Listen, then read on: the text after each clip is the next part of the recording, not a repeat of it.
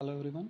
Today I am going to show you how to resolve error. Non-static method cannot be referenced from static context and non-static variable cannot be referenced from static context. So just to explain you, I have created one example that is it contains the class test in which I have initialized one variable with value 10. There is a main method in which I am printing the value of that num variable. There is also one more method show.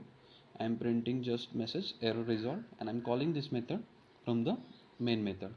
So if I compile this program, it will show me these two errors. Yeah, it is showing non-static variable num cannot be referenced from static context. While printing the value of num, it is giving me this error. And also non-static method show cannot be referenced from static context. While calling the method show, it is giving me error. So let's go back to our code.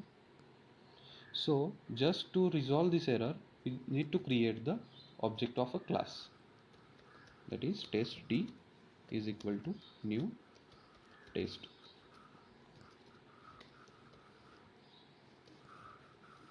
And with the help of this object, we need to access the variable and also we need to call the method. So now if we save and compile it, it is not showing error. Now just run it.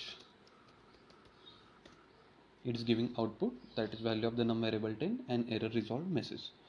So the why this error is showing, because the variable num, it is non-static and we are trying to access in static method, so it was showing the error. And also the method show is non-static and we are calling that method from static method.